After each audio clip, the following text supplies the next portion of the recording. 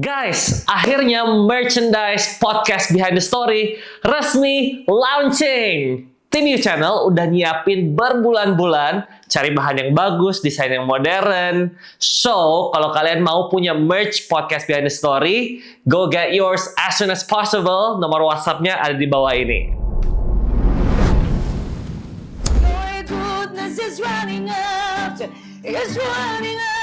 me. Your goodness is running up to me.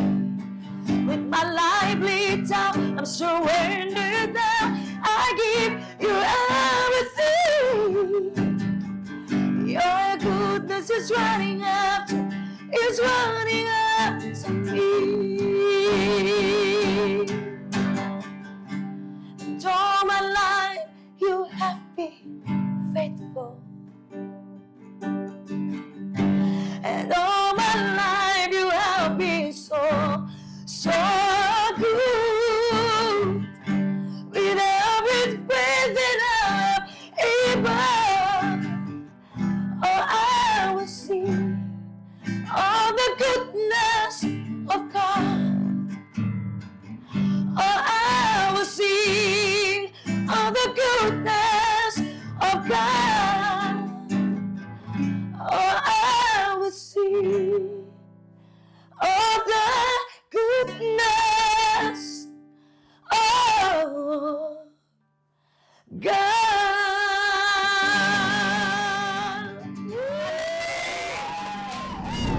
Karena jujur, kakak bisa jadi penyanyi itu karena Tuhan Yesus. Right. Talenta yang kakak punya itu dari Tuhan. Walaupun kakak ngomong nih serak-serak begini kan, bisa nyanyi gak sih? Ngomong begini serak-serak gitu. Tapi karena Tuhan, kakak bisa bernyanyi dengan situasi seperti ini gitu. Jadi kakak cuma bisa bilang gini, Tuhan tuh hebat banget ya.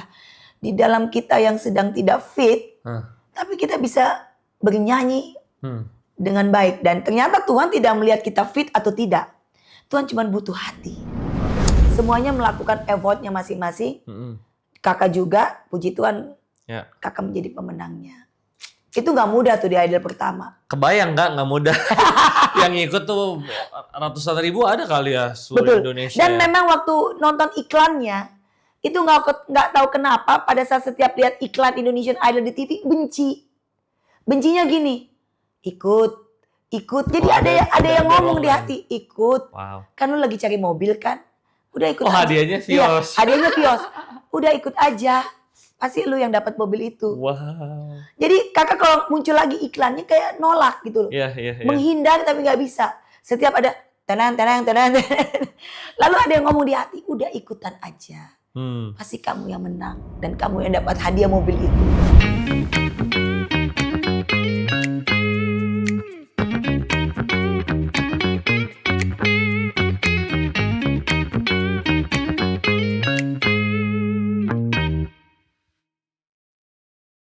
Hai teman-teman Behind the Story, welcome back sama gue Brian. Kalau kalian ngikutin Behind the Story, kalian ikutin account social medianya gue, kalian tahu kan gue juga nyanyi. When I was 10, waktu itu gue nonton duduk sampai jam 1 pagian gitu. Gue Indonesian Idol season 1. Tayangan ini salah satu journey bermusik gue nih dari sini juga. Jadi pengen nyanyi. Dan pemenangnya waktu Indonesian Idol season 1, juara 1, itu adalah Kak Joy Tobing yang sudah datang sama kita hari ini. So, saya akan welcome dia dengan cara Indonesia memilih Joy Tobing. Neneng.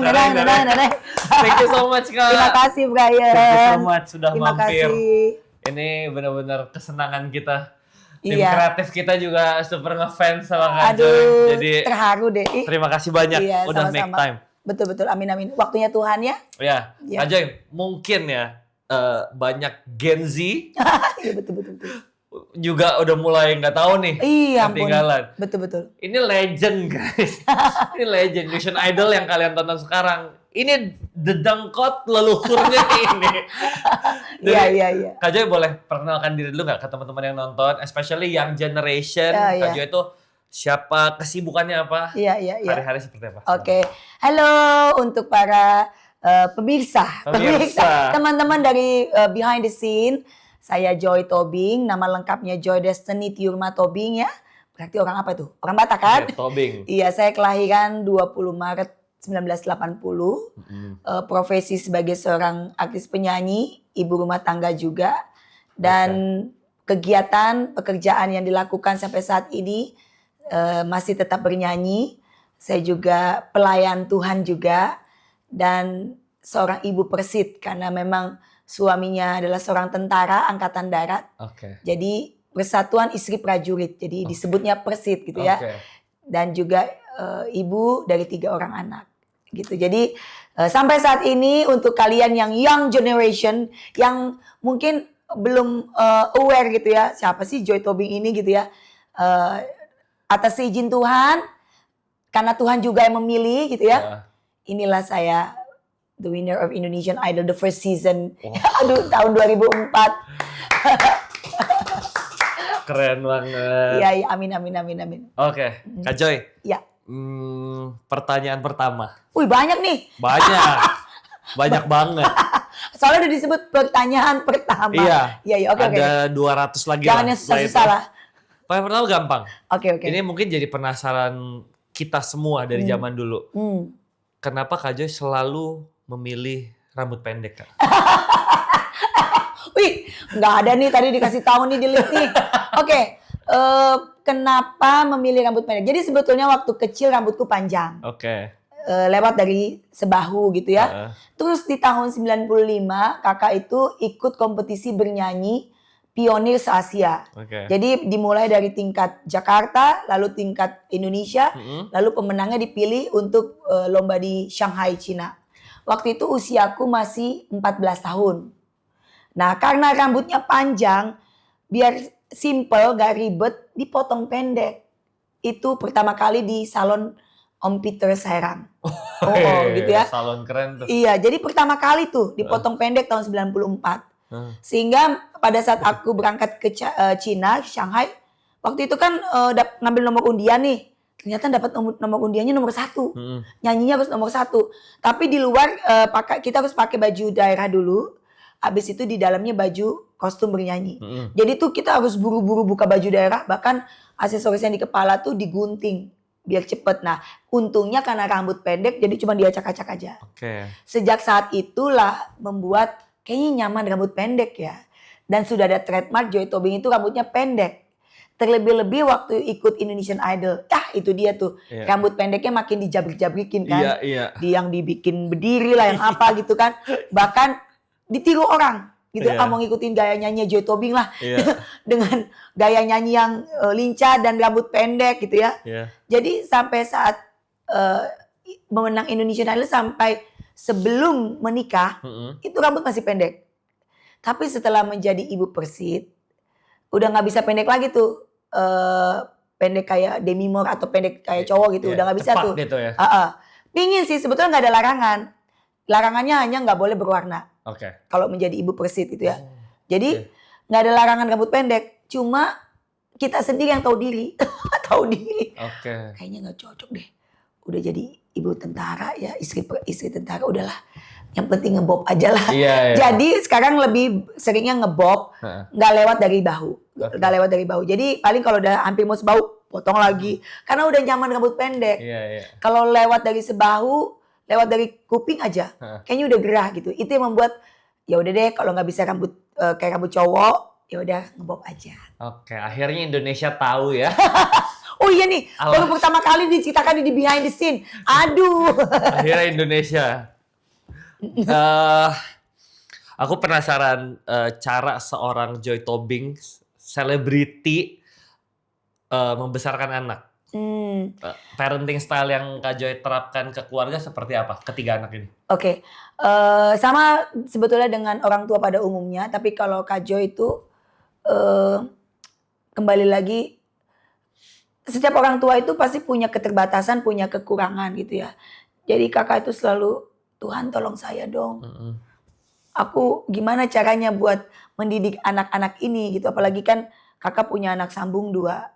Ya jadi tapi bagaimanapun kan sudah menjadi anak kakak gitu ya.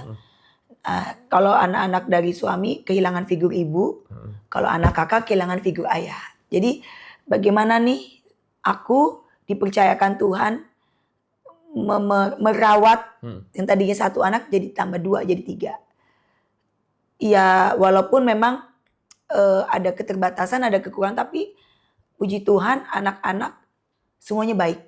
Maksudnya baiknya di saat ada masukan dari kakak sebagai mamanya, mereka menerima. Dan kalau ada teguran atau nasihat, mereka juga menerima. Gitu ya. Kalau ke Joshua misalkan dia ada salah, kakak tinggal kasih tahu dan dia selalu minta maaf. Dia tahu bagaimana memperbaikinya, dia tahu bagaimana minta maaf gitu ya. Jadi kakak selalu memberitahukan ke anak-anak harus menjadi anak yang kuat, anak yang selalu mengandalkan Tuhan. Dan kakak menceritakan bagaimana perjalanan hidup kakak dari kecil sampai saat ini, bahwa hidup itu tidak ada yang mudah. Tapi untuk anak-anak sekarang ini di generasi selanjutnya, mungkin untuk melihat mereka memiliki karakter yang kuat agak susah dibanding pada zaman kami dulu. Karena sekarang ini kan zamannya dunia gadget teknologi. Tapi belum membuat anak-anak kita itu memiliki karakter yang kuat. Sehingga kakak dan suami selalu ingatkan ke anak-anak harus selalu pegang teguh iman percaya kepada Tuhan. Harus selalu mengandalkan Tuhan. Karena di dunia ini akan sirna. Semuanya kita ini sementara. Pada akhirnya kita akan menuju ke kematian. Gitu ya. Kita akan dipisahkan oleh kematian. Tapi selama kita masih hidup di dunia ini, ayo fight, ayo berjuang. Harus belajar. Oke, ada waktunya main game, ada waktunya nonton TV, ada waktunya kita bersantai-santai. Tapi jangan terlalu santai juga jadi waktu terbuang gitu ya. Jadi itu yang kakak selalu ingatkan ke anak-anak, semua waktu harus diatur dengan baik. Supaya kita tuh gak ketinggalan. Karena untuk kedepannya kita akan bersaing dengan teknologi. Itu yang selalu kakak dan suami ajarkan ke anak-anak. Dan kami selalu bawa anak-anak untuk selalu sharing. Jadi ada momen kakak dan suami parenting ke anak-anak itu, as a family kita sharing. Heart to heart ngobrol. Iya gitu. ngobrol. Terus dedinya anak-anak, suami kakak sharing firman Tuhan. Terus kakak juga sharing firman Tuhan.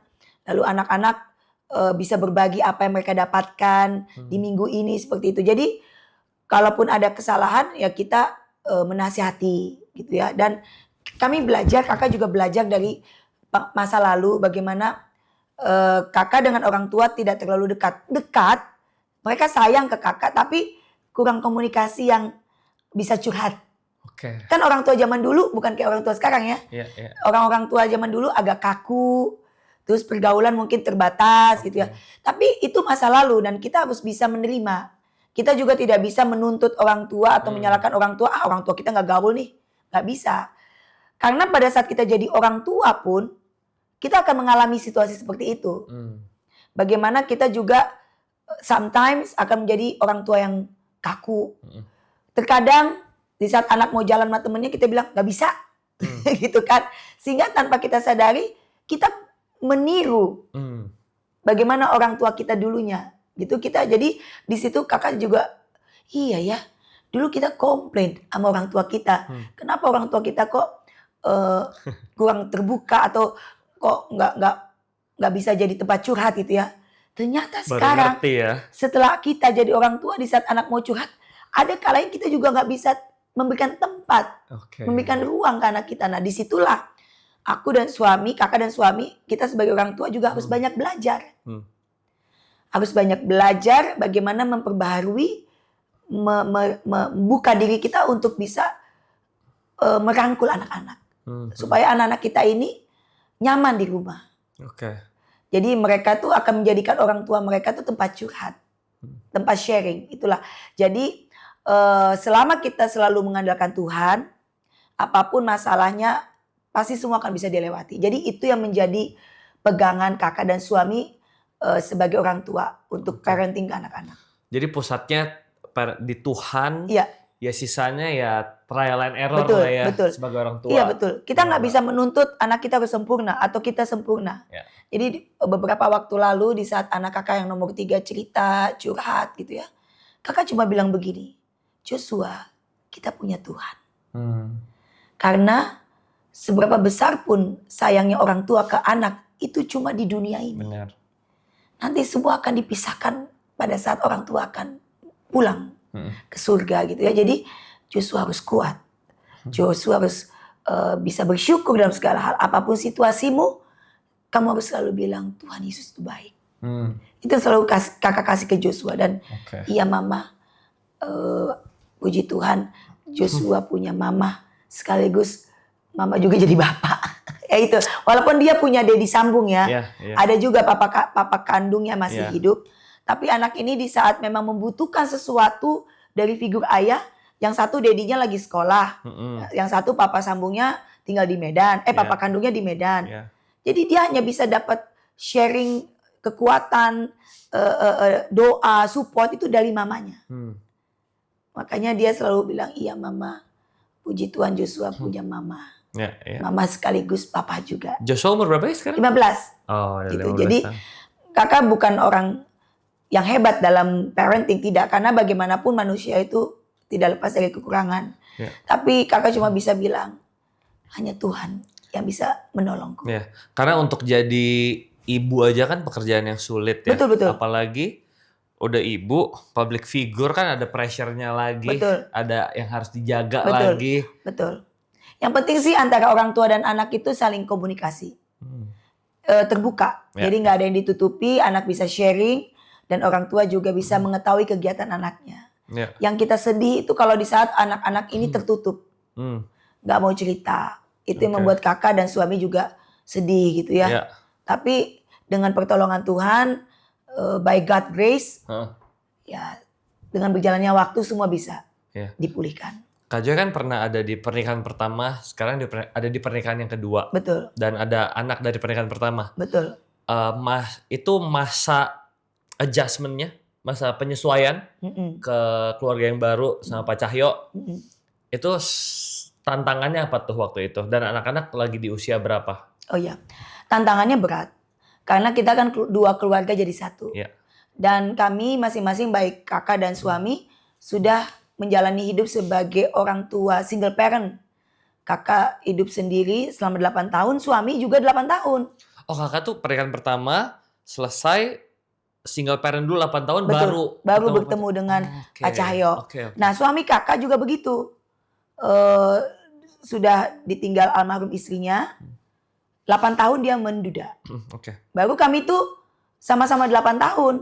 Sudah punya pola yang terbangun ya, menjadi orang tua bagi anak-anak kami selama 8 tahun itu. Jadi pada saat kami dipertemukan dan menikah, itu tidak mudah buat kami untuk membangun rumah tangga. Apalagi satu tentara, satu public figure.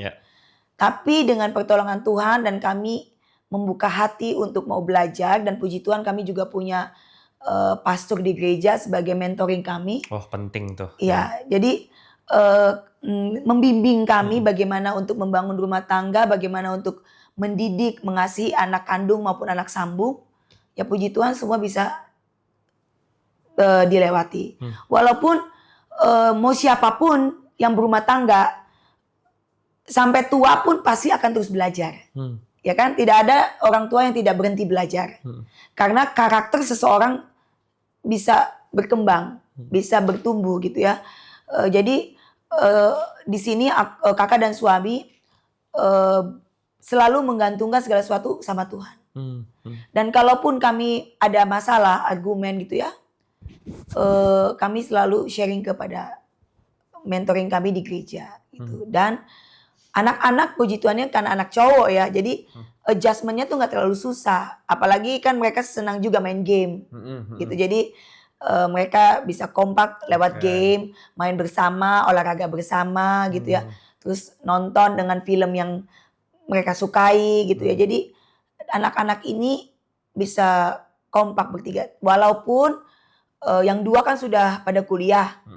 Yang satu nih walaupun badannya besar, yang Joshua tingginya 180, umur 15, Oh, tinggi banget. kelas 3 SMP, betul. Wow. Tetap aja dia masih anak-anak kan.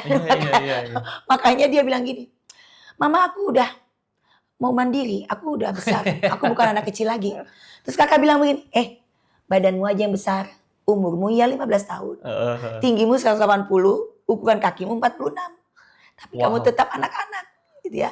Tapi disinilah kakak seneng gitu ya, maksudnya anak ini bisa belajar mengungkapkan isi hatinya. Oke. Dan di sini kakak melihat, wah anaknya udah remaja ya, udah bukan anak kecil lagi. Kadang suami kakak yang selalu bilang, "Hani, udah bukan anak kecil lagi itu, Iya. udah remaja, udah biarin aja." Ya tapi tetap aja dimasakin anak kecil. Tetap ini ya, mamas boy. Iya gitulah. Ya itu, jadi kami sebagai orang tua selalu mendidik anak-anak kami untuk saling look after. Ya, jadi saling menjaga, saling mengasihi. Terus kadang kalau misalkan tidak ada yang nganter Joshua sekolah, abangnya yang besar bisa ngantar. Karena dua abangnya udah bisa nyetir. Di saat abangnya nggak berangkat kuliah, bisa ngantar Joshua sekolah. Oke. Jadi puji Tuhan, semuanya berjalan baik. Adjustment-nya nggak terlalu sulit untuk anak-anak. Cuma memang kakak dengan suami yang akan terus belajar bagaimana menjadi pasangan suami istri, untuk menjadi contoh buat anak-anak kami. Oke. Walaupun tidak mudah ya, karena dua keluarga jadi satu itu. Ya, artinya ini juga lesson buat kita semua ya. Maksudnya Kak Joy Tobing yang punya popularitas, yang punya privilege, dikasih Tuhan berkat, tetap ada punya mentor, tetap ada di komunitas. Artinya itu faktor yang penting juga ya Kak. Betul. Kita nggak ada yang Superman. Betul. Perlu. Jadi perlu banget dengan support system daripada ya itu tadi komunitas yang sehat, di mana kita bisa dapat di gereja. Dan puji Tuhan ada pastor kami dengan istrinya yang memang mentoring kami. Terus ada juga pastor kami juga yang ketua life group kami juga. Kita sebulan sekali ada life group gitu. Jadi kalau ada masalah, kakak sharing ke istri pendetanya. Suami kakak sharing ke bapak pendetanya gitu. Jadi ada solusi yang Tuhan berikan melalui mereka gitu ya. Dan terkadang di sini juga kakak dan suami juga benar-benar diproses bagaimana untuk kita, ya tentara ataupun penyanyi itu pekerjaan. Tapi kembali lagi adalah kita tuh punya tugas. Sebagai ciptaannya Tuhan tuh kita tuh punya tugas. What is your calling? What is your purpose gitu ya. Jadi tugas kami sebagai orang tua adalah membawa anak-anak kami ini untuk mengenal dan memahami dan menggenapi panggilan mereka. Gitu. Jadi kita bawa anak-anak ini untuk lebih recognize who is Jesus. Apakah mereka punya hubungan yang erat dengan Tuhan Yesus? Karena jujur, kakak bisa jadi penyanyi itu karena Tuhan Yesus. Talenta yang kakak punya itu dari Tuhan. Walaupun kakak ngomong nih serak-serak begini kan, bisa nyanyi gak sih? Ngomong begini serak-serak gitu. Tapi karena Tuhan, kakak bisa bernyanyi dengan situasi seperti ini gitu. Jadi kakak cuma bisa bilang gini, Tuhan tuh hebat banget ya. Di dalam kita yang sedang tidak fit, tapi kita bisa bernyanyi dengan baik. Dan ternyata Tuhan tidak melihat kita fit atau tidak. Tuhan cuma butuh hati. Hati yang mau melakukan segala sesuatunya untuk menyenangkan dia. Gitu. Jadi makanya itu yang kakak bilang juga, kakak sharingkan ke suami maupun anak-anak. Hidup kita ini semuanya dari Tuhan. Jangan sampai Tuhan tuh sedih kalau kita melupakan dia. Gitu. Makanya itu yang selalu kakak bilang ke anak-anak, ayo semangat berjuang. Karena semua ini dari Tuhan. Kalau kalian menyia-nyiakan waktu, Tuhan juga sedih. Gitu. Jadi puji Tuhan kakak dan suami bekerja sama, walaupun kita juga manusia yang penuh dengan kekurangan. Terkadang juga sebagai suami istri kita juga ada argumen. Tapi disinilah Tuhan bekerja untuk memulihkan kami. Dan menjadi orang tua bagi anak-anak kami. Kak Joy, apa hal terbaik, hal yang paling Kak Joy syukurin, best feature dari seorang Pak Cahyo? Aduh, dia itu ya, orangnya tuh Alkitabiah. Gitu ya, jadi ya walaupun masih banyak kekurangan, hamba Tuhan kita ini tidak lepas dari kekurangan dan salah. Kita ini manusia berdosa, tapi karena salib Kristus kita tuh dosanya diampuni. Gitu ya. Jadi kita adalah orang yang sudah diperbaharui, ya gitu. Melihat sosok suami Bang Cahyo, kakak panggilnya Bang kan. Pak Cahyo ini, Bang Cahyo ini dia tuh apa-apa kembali ke firman. Oke. Bahkan waktu dulu kami masih PDKT, kalau ada argumen dia ngasih firman. Wah, Waduh. waduh berat banget kan. Oke. Ya itu, tapi dengan berjalannya waktu ya akhirnya pada saat kakak juga ada problem, dia bisa memberikan kekuatan melalui firman. Dan yang kakak rindukan dari sosok seorang pria atau suami adalah bagaimana dia bisa menjadi kepala bagi istri dan anak-anaknya. Kakak nggak melihat materi, kakak tidak melihat titel, gelar apapun, tidak. Karena itu semua bersifat sementara, gitu ya. Karena kakak juga hidup dari nyanyi ya, berkat yang kakak dapat tuh semua karena kasih anugerah Tuhan. Jadi dulu papa kakak hanya seorang supir taksi, mama kakak hanya ibu rumah tangga. Tapi dari berkat nyanyi inilah bisa membantu keluarga. Ya, jadi dari situ kita bisa melihat apapun pekerjaan yang kita lakukan, selama kita terus berjuang dan mengandalkan Tuhan, Tuhan pasti akan tolong. Tapi kita harus setia dan kita harus tekun. Jangan nanti sebentar ganti pekerjaan, sebentar ganti pekerjaan. Nanti Tuhan bingung. Pekerjaan yang mana sih yang mau dikasih jalan? Ya gitu. Jadi yang penting kita jalani hidup ini dengan tekun, bersabar, dan tahan uji. Nah pada saat kakak dipertemukan dengan Bang Cahyo, dia adalah figur sosok yang ya kakak bilang sih dia dapat karunianya pengajaran sih. Karena dia ya kalau menganalisa segala sesuatu, misalkan dia mau sharing firman, mau khotbah gitu ya, dia bisa mempersiapkan semuanya dengan baik gitu ya. Jadi kakak kalau mendengar dia sharing firman ya udah kayak mendengar dosen ngomong. Jadi itu yang membuat kakak amazed gitu ya, kagum, ya itulah panggilan dia gitu ya. Jadi satu, kedua dia orangnya ada sisi kerasnya karena tentara, tegas gitu ya. Tapi ya ada sisi lucunya juga. Ada sisi lucunya lah gitu. Jadi dan dia sayang sama kami, sama istri dan anak-anaknya. Dan dia tuh look after, taking care gitu ya. Terlepas apapun kekurangan suami dan istri, kakak belajar gini. Tidak ada yang sempurna. Selama masih ada cinta, ayo kita belajar untuk memperbaiki diri. Itu aja sih. Selagi masih ada anugerah dari Tuhan, kita untuk memperbaiki segala sesuatunya, kita bertobat, pasti semuanya akan baik. Gitu. So far ngobrol sama Kak Jo ini aku dapat gambaran ya manusia hidupnya nggak perfect, kita banyak flaws-nya, tapi karena ada Tuhan ya, Tuhan jaga, Tuhan jalan bareng. Betul. Keren sih. Betul. Kalau di hidup Kak Joy, seorang Joy Tobing dari dulu sampai sekarang, lowest point-nya Joy Tobing tuh di mana? Lowest point-nya? Waktu kehidupan di masa lalu, di saat papanya Joshua, mantan suami kakak, di penjara.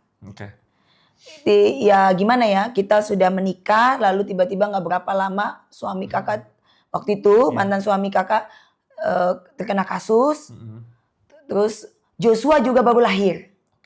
Jadi itu momen the lowest, yang paling titik terendah yang kakak benar-benar alami gitu ya.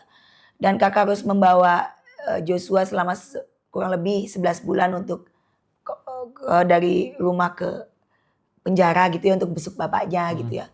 Tapi di situ kakak tidak membuat malu.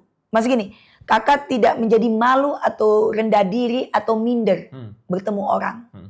Keluar masuk ke penjara Cipinang atau ke penjara Polda. Dari situlah semakin banyak kakak dibukakan Tuhan untuk melayani di penjara-penjara. Gitu ya. Memang yang berkasus mantan suami. Tapi pesan-pesan Tuhannya untuk kakak terima. Kita tidak pernah menyangka bahwa Tuhan akan menyampaikan pesan kepada kita, ternyata di suatu tempat yang kita nggak pernah sadari. Ternyata kakak mendapatkan pesan itu harus masuk dulu ke penjara. Walaupun bukan kita yang berkasus. Tapi ternyata kalau kakak sadari, oh mantan suami ini sebagai perantara. Untuk membawa kakak tuh masuk untuk menerima pesan dan janji Tuhan. Dan puji Tuhan satu persatu tergenapi. Dan itu bisa dibilang titik terendah, tapi ada suatu anugerah. Di mana kakak semakin lebih dalam lagi untuk mencintai Tuhan. Walaupun kakak dihadapkan dengan situasi yang tidak mudah, di momen itulah kakak juga semakin bernyala-nyala, bangkit untuk mencintai Tuhan lebih lagi. Memuji, menyembah, bahkan membaca firman gitu ya. Sehingga walaupun orang mungkin ada yang ngejudge gitu ya, ada yang support, buat kakak itu gak jadi masalah. Selama kita berjalan bersama Yesus, kita akan cakap melewati perkara apapun. Ya, jadi puji Tuhan, segala musim sudah kakak lewatin. Mau apapun situasinya, dari mulai kakak kecil sampai kakak besar, sampai saat ini pun kita gak lepas dari struggle. Semua ada levelnya. Bahkan semakin bertambah usia kita, semakin naik levelnya. Di situ. Tapi karena kita sudah melewati banyak musim, Tuhan tetap mau kita setia. Jadi kakak selalu bilang juga ke anak-anak, bahkan ke suami kakak, ya semua musim udah kelewati lah. Satu hal yang bisa aku dapatkan, hidup ini cuma sementara. Gak ada yang bisa kita mau sombongkan. Gitu ya. Jadi selagi masih ada kesempatan, ayo pakailah waktu ini untuk menjadi lebih baik lagi. Ya. Gitu. Kan Paulus tuh bilang ya, kalau peperangan kita kan nggak lawan darah daging. Betul. Lawan roh di udara nih. Betul. Nah, di lowest point itu, peperangan apa yang terjadi di pikiran Kak? Apa kebohongan-kebohongan yang masuk di momen itu tuh, momen masa-masa itu? Banyak, apalagi dengan situasi yang gak mudah ya, karena kan berkasus di penjara, terus berhadapan dengan hakim, jaksa. Belum lagi kita harus menyiapkan segala sesuatunya. Gak mungkin dengan tangan kosong untuk membela kasus suami waktu itu kan. Mau gak mau kan kita juga harus menyiapkan materi. Itu juga beban pikiran juga. Nanti kalau gak ada materinya, nanti hukumannya akan bertambah dan segala macam. Itu mengintimidasi. Dan walaupun mungkin kita di pihak yang benar, tapi juga tidak 100% benar gitu ya. Tapi namanya hukum di Indonesia ini kan, ya siapa yang tahu kita nggak punya apa-apa, tiba-tiba nanti akan dihukum besar gitu ya. Itu sangat membuat kita jadi down, jadi putus asa. Bahkan di saat itu juga kakak juga baru melahirkan Joshua, belum pemulihan dari tubuh yang baru melahirkan, terus anak yang masih bayi gitu. Bahkan sempat ada momen di mana kakak nangis waktu itu sambil gendong Joshua, sambil bilang, Tuhan, kenapa kami nggak mati aja gitu ya? Kenapa kami harus ada gitu ya? Tapi itulah baiknya Tuhan. Aku sampai nangis. Tapi itulah baiknya Tuhan menyelamatkan kami. Jadi memang nama Joshua itu Tuhan sendiri yang kasih melalui hamba Tuhan. Tapi sebelumnya Tuhan sudah taruh dalam hati kakak, harus kasih nama anak ini Joshua. Semakin melewati proses, terus kakak bolak-balik ke penjara waktu itu untuk menjenguk mantan suami. Disitulah kakak diteguhkan oleh Tuhan harus memberi nama anak itu Joshua. Jadi bukan sembarang nama juga, karena itu adalah nama anak perjanjian Tuhan, anak yang dipilih Tuhan, anak yang ditolong, anak yang diselamatkan gitu. Jadi pada saat itu juga Joshua lahir terlilit tali pusar. Gitu ya. Jadi dengan situasi mantan suami lagi di penjara, terus kakak melahirkan di rumah sakit tidak ada yang nemenin. Itu tuh perjuangan yang berat. Sampai waktu itu di rumah sakit tuh kakak sampai teriak Tuhan Yesus gitu kan. Iya, kalau bisa udah aku give up aja gitu kan. Belum lagi situasi yang lainnya gitu ya. Jadi tapi Tuhan tuh luar biasa gitu. Jadi dia tuh memberikan segala sesuatunya tuh memang ada struggle tapi ada anugerah. Di saat itu kakak bisa lewati, di situ juga Tuhan angkat kakak. Kakak nyanyi diundang sampai ke luar negeri. Bahkan diundang TBN UK di London gitu ya. Jadi ternyata oh iya ya Tuhan, kalau kita menghadapi struggle yang lumayan berat, ternyata anugerahnya juga besar. Selama kita mau tetap setia di jalan Tuhan. Dan kita terus mencari Tuhan. Jangan pernah ninggalin Tuhan. Selama kita setia tidak pernah membalas ya. Jangan pernah membalas. Balaslah kejahatan dengan kebaikan. Siapapun orang-orang yang menzolimi, menyakiti, ayo diampuni. Di situ juga hati kita juga pulih. Kita nggak ada dendam, kita nggak ada kepahitan, kita nggak ada luka batin. Dengan begitu kakak juga menjadi orang tua bagi Joshua saat itu, kan single parent. Kakak juga tidak mengajarkan Joshua untuk membenci. Nah setelah papanya bebas, ternyata kami harus berpisah. Itu juga merupakan titik poin terendah. Ditambah lagi di tahun itu papa kakak meninggal. Di tahun 2013 itu. Tapi di tahun 2013 itu juga lah kakak menjadi duta dari suatu rumah sakit di Guangzhou.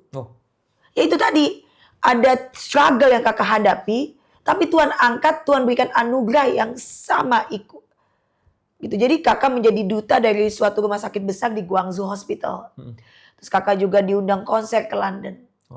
Itu Tuhan gitu. Jadi pada saat kita tidak pernah bertanya, Tuhan kenapa aku harus ngadapin ini? Padahal kan aku udah begini. Jangan.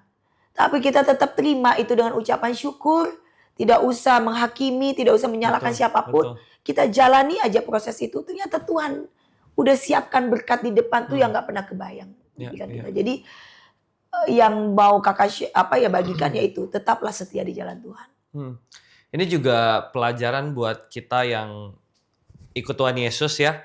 Kadang-kadang kita tuh suka ngomong gini Kak, banyak orang bilang, masa udah ikut Tuhan Yesus masih A, B, C, D, E, F, G.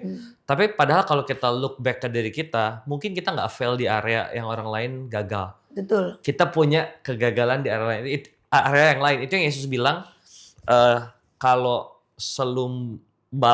selumbar di mata orang kita bisa lihat. Betul, balok tapi di mata kita tuh kita sendiri. nggak bisa lihat.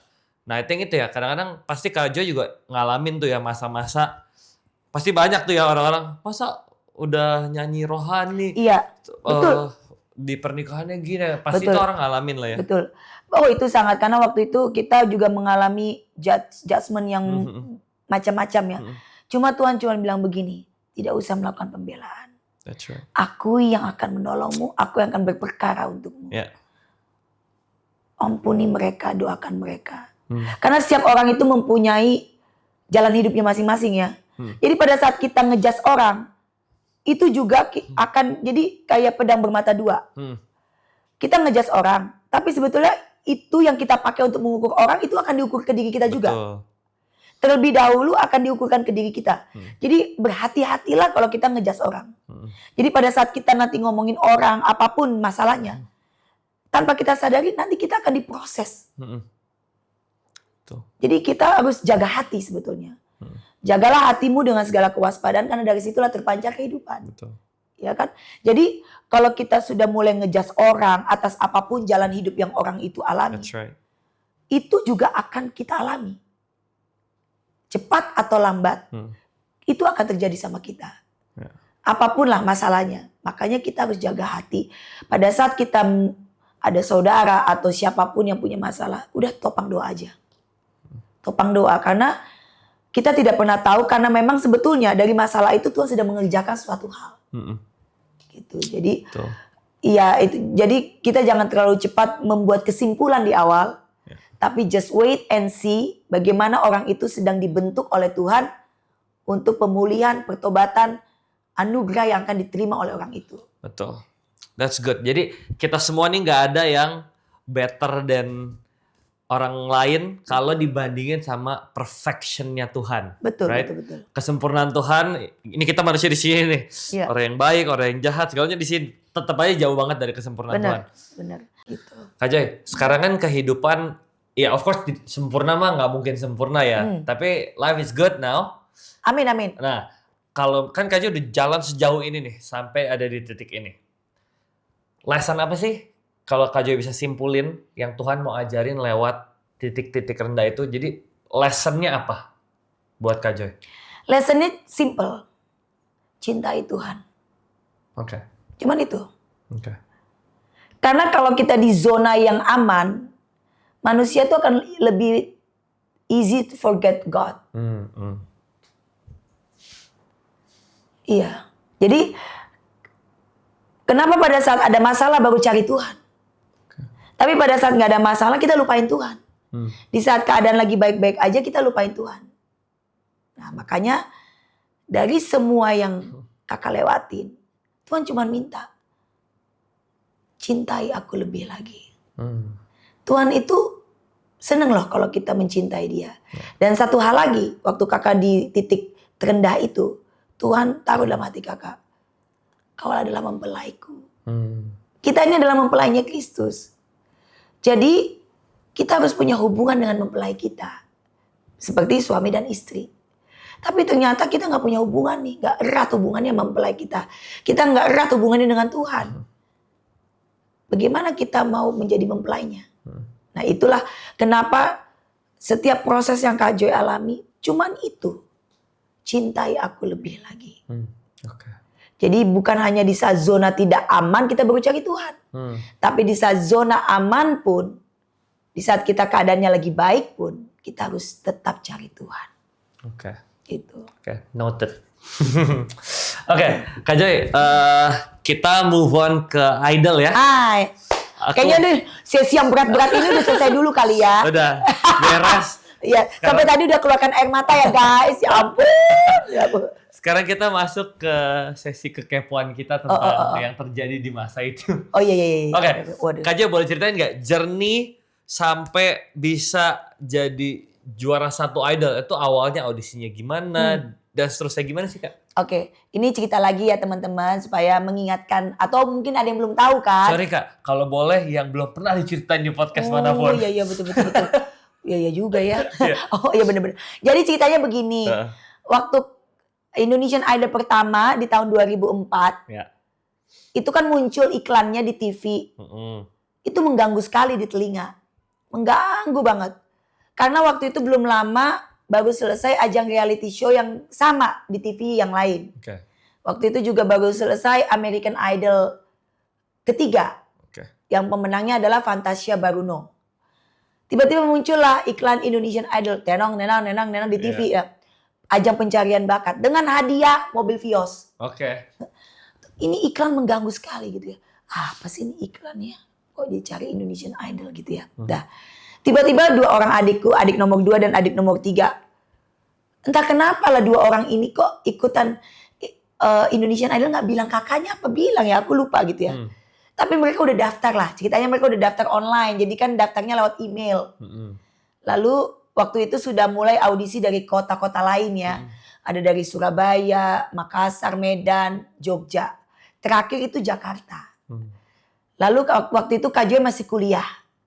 Teman-teman kuliah yang pada pinter-pinter nyanyi juga sibuk. Sampai kakak bilang, mau ngapain? Mau ikut itu audisi Indonesian Idol. Wih kalian ikutan juga? Emang kenapa? Lu ikutan juga ya? Awas lu gak boleh ikutan kata dia, kata teman-teman. Enggak, aku gak daftar kok. Emang kenapa kalau gue ikutan? Ya pasti lu jadi pemenangnya. Asik. Iya loh. Teman-temannya udah pede banget. Iya betul. So tahu nih kalian ya. Orang belum daftar, aku juga gak ikutan kok. Tapi memang adekku ikut, gue bilang gitu. Ya udah adek lu aja yang ikut, lu gak usah ikut gitu kan. Udah. Tapi lu latihin gue ya katanya mereka nih. Ya udah nih. Nyanyi karena suaranya bagus, kakak kasih lagu ke dia, lagu I Will Always Love You. Oke, lalu kakak latih adik kakak 2 orang. Lalu sampailah pada hari H nih tes.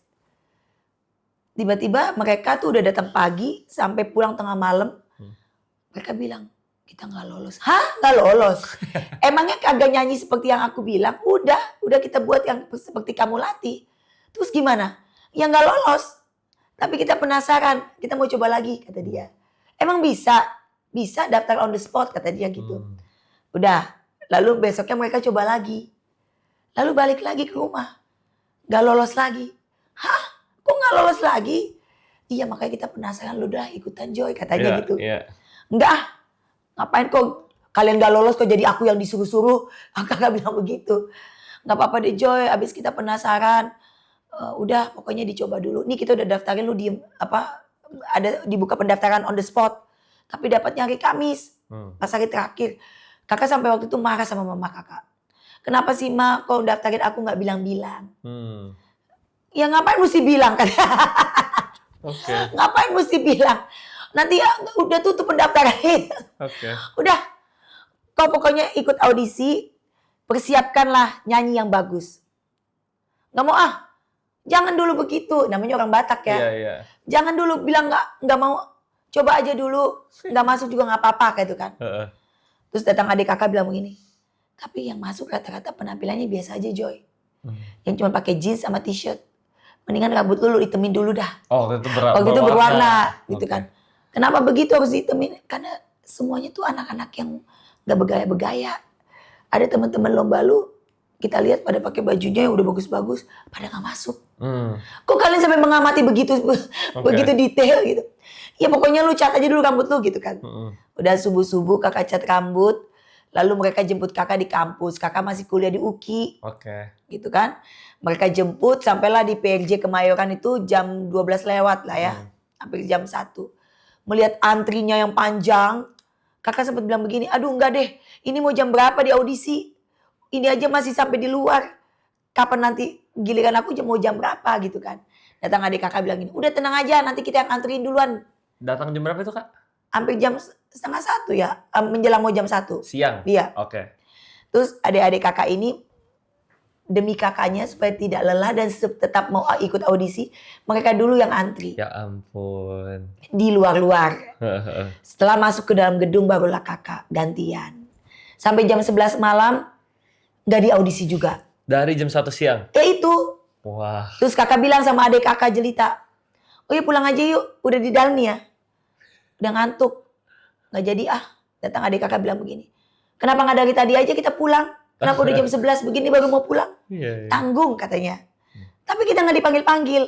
Pada akhirnya kita yang masih sisa duduk itu mau disuruh pulang. Karena dianggap nomor kita sudah dipanggil tapi gak dengar. Lalu kami tetap bersikeras bahwa memang nomor kami belum dipanggil. Bahkan ke toilet aja pun kami tahan-tahan gitu ya. Jadi kalau ke toilet itu harus lapor. Supaya mereka tahu nomor kita berapa gitu ya. Nah pada akhirnya yang sisa yang belum diaudisi disuruh berdiri. Berjajar 5 lah. Ada 5 ruangan, jadi masuk satu-satu. Kita cuma disuruh nyanyi 1 bait saja. Pertama kakak nyanyi lagu bahasa Inggris. Yang tadinya kakak udah semangat nyiapin lagunya Mariah Carey, berubah jadi nyanyi lagunya Elvis Presley. Cari yang gampang. Tadinya kan kalau nyanyi lagunya Mariah Carey kan menunjukkan tingkat kesulitan. Iya. Tapi ternyata kan udah ngantuk. Oh udah malam. Udah malam, udah capek. Yang aman-aman aja. Yang aman-aman aja lah. Kalau tadinya masih siang atau sore masih bisa lah. Lagu gitu apa kan. Kak? Elvis. For I can't help falling in love with you. Gitu. Live. Kalian coba dengar dari YouTube. Itu lagunya. Terus udah selesai tuh nyanyi itu kan bagian refnya. Bisa lagu bahasa Indonesia nggak? Bisa. Jadi kakak nyanyi lagu Vina Panduwinata. Logika yang dari semuanya lelaki yang pernah mencintai daku. Iya, gitu kan. iya. Udah selesai nih. Ditunggu luar ya. Tunggu di luar ya katanya. Oke. Lalu tinggal 20 atau 30 orang dipanggil lagi. Kita cuma memilih 1 peserta yang lolos. Kakak nggak ngeh tuh itu nomor siapa gitu ya. Lalu mereka sebut nomor 64.326. Kakak nggak ngeh juga. Lalu adik kakak 2 orang nunggu di depan pintu. Mereka yang bilang begini, Joy, itu nomormu. Oh iya ya. Oh iya betul. Wow. Di situ kakak cuma mengucap syukur, terima kasih Tuhan. Akhirnya aku lolos juga gitu ya. Itu PRJ udah gelap tuh, udah mati lampu, udah nggak ada orang, tinggal sisa kita kan. Udah turunlah ke bawah, ketemuin papa dan mama kakak kan nganter kan, beserta dengan ada orang-orang yang tahu Joy Tobing ikut audisi. Mereka penasaran, karena kakak itu dari remaja udah ikut festival. Oh emang suka lomba. Betul, suka lomba dan puji Tuhan juara. Sehingga kalau ada Kak Joy, mereka suka bilang gini, ya ada Joy Tobing dia lagi yang juara. Iya. Begitu. Udah jagoan dari dulu ya. Dan sempat dibilang, orang yang bilang ya, macan festival katanya. Iya. Tapi kan kakak nggak mau dibilang begitu. Masa kita dibilang macan festival gitu kan. Dah. Jadi banyaklah yang nungguin di situ. Ya pada saat mereka tahu Joy Tobing ikutan audisi. Penasaran. Sampailah kakak nemuin papa dan mama. Papa kakak bilang begini. Pasti lolos kan? Enggak. Bohong dulu. Bohongin dulu. Gitu. Karena kakak bilang sama adik-adik, Jangan kasih tahu ya. Kan 2 orang adik kakak nih kan ikut nemenin. Jangan kasih tahu. Iya kita bohongin dulu gitu kan. Bohong kata papa kakak. Pasti lolos. Enggak pak, enggak lolos. Jangan kau bohongi bapak. Enggak pak, enggak lolos. Enggak percaya, pasti kau lolos. Terus kakak udah enggak ada alasan lagi kan. Terus kakak bilang begini, iya lolos pak. Nah, memang gak sia-sia kartu as dikeluarkan. Dari 3 nih asnya nih. Keren. Dari 2 anak yang ikut audisi pertama kagak lolos. Dikeluarkan anak sulungnya. Gak sia-sia kartu as Luar dikeluarkan. biasa. Akhirnya ya puji Tuhan kakak lolos lalu dikumpulkan lagi dari tingkat Indonesia. Kita di karantina. Dari 150 diambil 100. 100 diambil 75. 75 diambil 50. 50 diambil 30, 30 diambil 11. Itulah yang 11 orang ini muncul di babak spektakuler. Jadi tuh audisinya panjang. Ada di audisi jam 2 pagi, jam 3 pagi. Jadi itu juga melatih mental ya. Jadi bukan hanya mencari penyanyi dengan suara yang baik dan bagus, tapi juga melihat karakter dan mental penyanyi itu. Gitu. Jadi ya puji Tuhan kakak mengikuti segala audisi dengan baik, dengan tenang, dengan fokus. Sehingga dengan support system, dengan pertolongan Tuhan, dengan tim yang ada dari Indonesian Idol, RCTI dan semua pihak-pihak penyelenggara, semuanya melakukan effortnya masing-masing. Kakak juga, puji Tuhan, kakak menjadi pemenangnya. Itu gak mudah tuh di Idol pertama. Kebayang gak mudah. Yang ikut tuh ratusan ribu ada kali ya seluruh Indonesia. Dan memang waktu nonton iklannya, itu nggak tahu kenapa pada saat setiap lihat iklan Indonesian Idol di TV benci. Bencinya gini, ikut. Jadi ada yang ngomong di hati, ikut. Kan lu lagi cari mobil kan? Udah ikut aja. Hadiahnya Vios. Iya, hadiahnya Vios. Udah ikut aja. Pasti lu yang dapat mobil itu. Jadi kakak kalau muncul lagi iklannya kayak nolak gitu loh. Menghindar tapi nggak bisa. Setiap ada tenang. Lalu ada yang ngomong di hati, udah ikutan aja. Pasti kamu yang menang dan kamu yang dapat hadiah mobil itu. Itulah yang nggak tahu ya. Itu suara Tuhan kali ya yang menyuruh kakak untuk ayo ikutan. Gitu. Memang di saat itu kakak lagi nyari mobil, mau mengupgrade mobil yang lama ke baru. Ternyata lihat iklan itu bisa begitu ya. Dapat mobil. Iya itulah ya. Tapi dapat mobilnya juga ada perjuangan ya. Tapi hadiahnya berapa sih? Mobil Vios sama hadiah berapa? Uang 50 juta. Waktu itu 50 juta. Dan ada juga perhiasan, juga ada kalau nggak salah ikut kursus bahasa Inggris atau apa, kakak lupa. Gitu. Aduh kalau teman-teman Gen Z, kalau misalnya kalian nonton pencarian bakat di zaman sekarang, sama kita nonton di zaman dulu, itu tuh vibe-nya beda. Betul. Karena zaman dulu nih, ini buat Gen Z yang akhir-akhir nih ya, YouTube tuh baru-baru ada tuh baru banget. Kita tuh baru punya teknologi internet itu tuh baru di generasi ini. Di generasi saya waktu kecil, YouTube tuh merah sama abu-abunya masih cepetan merahnya. Jadi nunggu gitu. Jadi kita nggak ada siaran ulang. Jadi harus nunggu. Kalau kelewat, nggak ada tempat nonton.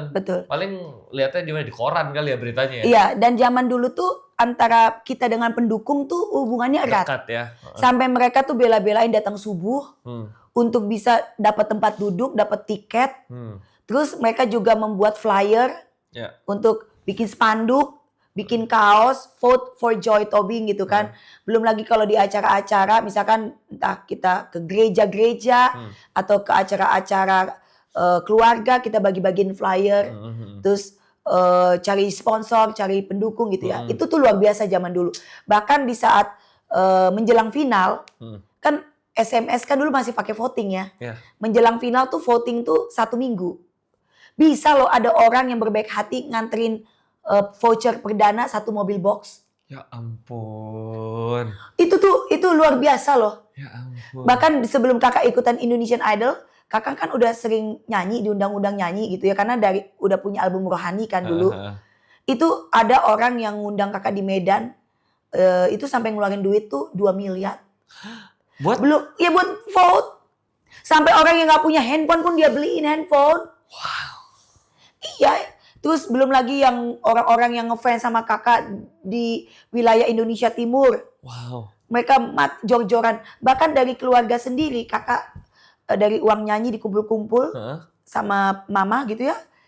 Keluarga sendiri aja kita mengeluarkan duit sampai 200-an juta lebih untuk beli voucher perdana. Oke. Karena dulu kan masih pakai voucher kan untuk SMS, SIM card itu.